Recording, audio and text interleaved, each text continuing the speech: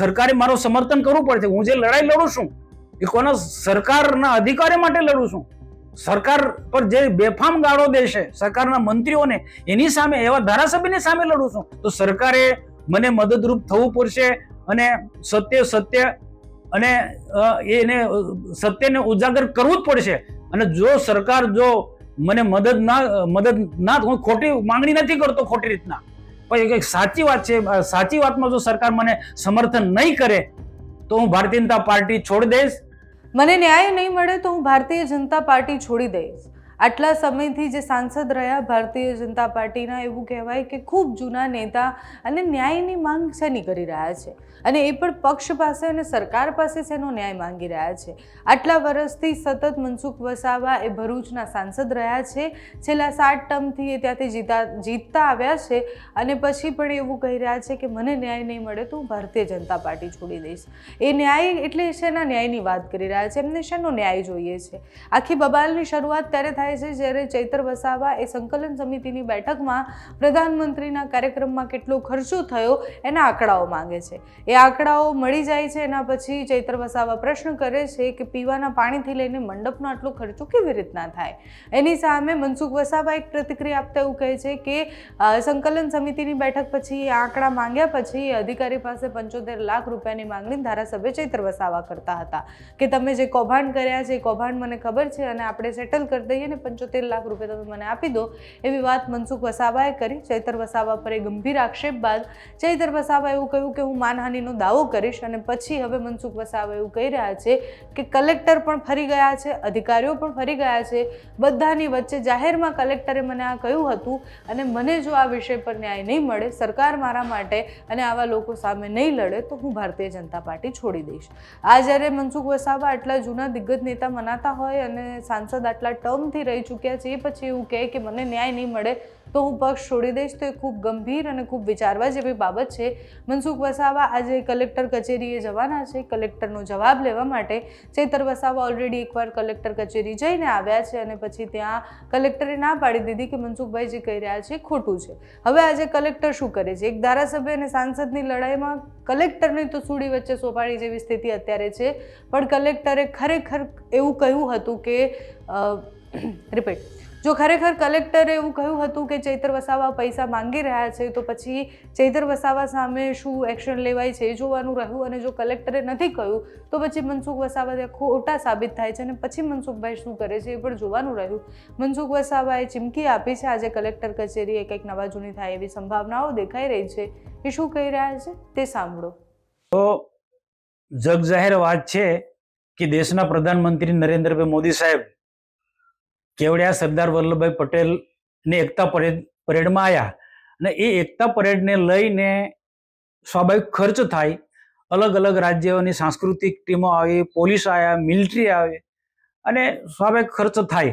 અને 15 જ દિવસમાં ડેડિયાપાડા તાલુકામાં ભગવાન બિરસા મુંડાનો જન્મ જયંતિનો ઉત્સવ ઉજવાયો. એમાં પણ દેશના પ્રધાનમંત્રી નરેન્દ્રભાઈ મોદી સાહેબ દેવમોંગરા ગયા, ત્યાં પણ 3 હેલિપેડ બનાવ્યા, ડેડિયાપાડામાં 3 હેલિપેડ બનાવ્યા, અને ડેડિયાપાડામાં 1 લાખ લોકો રહી શકે એ રીતના એક ડોમ પણ બનાવ્યો. અને એસટી બસો પણ લોકોને લાવવા જવામાં ઉપયોગમાં લેવાય. તો આવા બંને કાર્યક્રમમાં સ્વાભાવિક ખર્ચા થાય. અને દેશના પ્રધાનમંત્રી આવતા હોય એટલે બધી જગ્યાએ અહીંયા પૂરતું નહીં, ગુજરાત કે પછી નર્મદા જિલ્લા પૂરતું ક્યાંય પણ પ્રધાનમંત્રી જતા હોય ને આવા કેટલીક વખત ઝડપથી કાર્યક્રમ, ઉતાવળ કાર્યક્રમ થતા હોય તો એ ખર્ચાઓ એ થાય.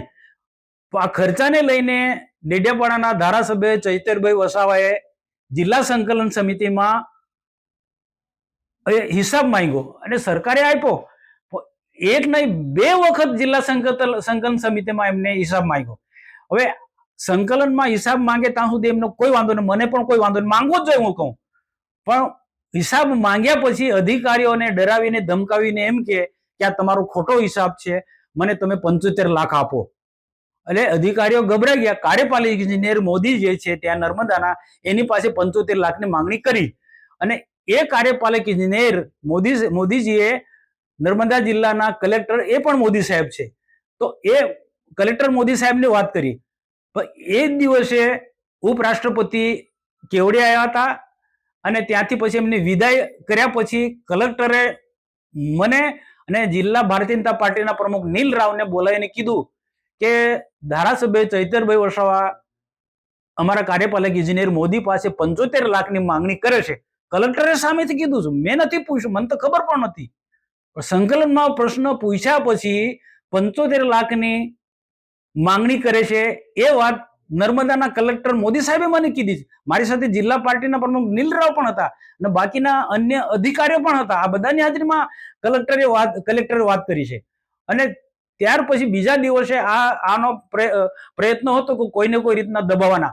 મેં કીધું આ સેટિંગ ના થાય એટલે નર્મદા ના પત્રકારોની કમલમાં મીટિંગ બોલાવીને આખો પર્દાફાશ મેં કર્યો કે ભાઈ આ રીતના આમ આદમી પાર્ટીના લોકો આ રીતના અધિકારીઓ પાસે આવા કાર્યક્રમના હિસાબ માંગે છે અને પછી તોડ કરે છે. આ વાત મીડિયા સમક્ષ વાત કરીને થોડા દિવસ પછી ફરી પાછી વિવાદ થયો એટલે બીજી પત્રકાર પરિષદની અંદર પત્રકારે પૂછ્યું, એમાં નામજોગ મેં કીધું કે નર્મદાના કલેક્ટર મોદી અને કાર્યપાલક ઇજનેર મોદીએ અમને ને નીલ રાવને કીધું કે ચૈતરભાઈ ધારાસભ્ય 75 લાખ રૂપિયાની માંગણી કરી. એ ત્યારે નામજોગ મેં કીધું.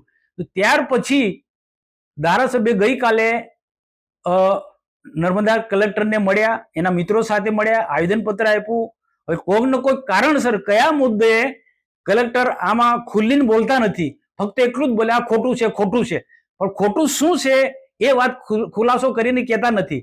પણ આજે કલેક્ટરે સ્પષ્ટ કહેવું જોઈએ, કારણ કે કેવડિયા મુકામે ઉપરાષ્ટ્રપતિના ગયા પછી ઘણા બધા અધિકારીઓ હતા, ત્યાં કલેક્ટરે આ વાત મુદ્દો છેડ્યો હતો અને કાર્યપાલક ઇજનેર મોદીજીએ કબૂલ્યું હતું અને ત્યાર પછી કાર્યપાલક ઇજનેર રજા પર જતા રહ્યા. પણ હવે રહીનો જો કાર્યપાલક ઇજનેર ખોટું બોલતા હોય કે જિલ્લાના કલેક્ટર ખોટું બોલતા હોય તો મારા માટે બહુ મોટો પ્રશ્ન છે કે હું જે બોલ્યો છે, મેં જે ઉપરાણું લીધું, કોનું ઉપરાણું લીધું? અધિકારીઓનું. અને અધિકારીઓને ધારાસભ્ય ચૈતર વસાવા ડરાવે છે, ધમકાવે છે અને પૈસાની માંગણી કરે છે. એ વાત અધિકારીઓ કલેક્ટર થી માંડીને આ લોકો બધાએ મને કીધી. પછી મેં એમને કીધું ના, એક પણ પૈસો નહીં આપવાનો ને આ લડાઈ લડી લઈશું, એને ખુલ્લા પાડીશું. તો આ સામેથી આ લોકો કહે છે ને જ્યારે કલેક્ટર ગઈકાલે નરવા કુંજરા ક્લિયર બોલતા નથી, તો આના માટે કલેક્ટર ને કાલે હું મળવાનો છું. મારી સાથે જિલ્લા પાર્ટીના પ્રમુખ નીલ રાવ પણ આવવાના છે અને કલેક્ટરને અમે કહીશું રૂબરૂ, મીડિયાને પણ લઈ જઈશ કે ભાઈ તમે જ કેવડિયા મુકામે હેલીપેડ પર તમે આજ વાત કહી કે ચૈતરભાઈ આ રીતના માંગે છે 75 લાખ. તમે કીધું છે, અમને તો ખબર નહોતી અને તમે મને કમ ફરી જાઓ, સાચી વાત કહો. એટલે સાચી વાત કલેક્ટરને કાલે કેવી પડશે. અને જો કલેક્ટર સાચું ના કહે તો આ સત્યની લડાઈ છે. હું સત્યની લડાઈ લડીશ, સરકારમાં પણ ગઈશ. સરકારે મારું સમર્થન કરવું પડશે. હું જે લડાઈ લડું છું એ કોના સરકારના અધિકારી માટે લડું છું.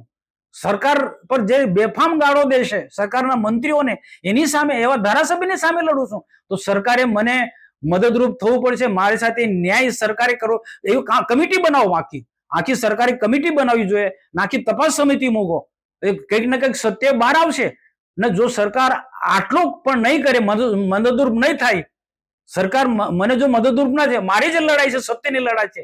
આવા તોડ પાણી કરનારા લોકોની સામે મારી લડાઈ છે. આ લોકો અહીંયા પૂરતું નહીં, કેટલાક ઇન્ડસ્ટ્રીમાં પણ આ રીતના લોકોને કામદારોને ઉશ્કેરીને ત્યાં પણ તોડ પાણી કરે છે. આવા લોકોની સામે મારી લડાઈ છે. તો સરકારે મને મદદરૂપ થવું પડશે અને સત્ય અને એને સત્યને ઉજાગર કરવું જ પડશે.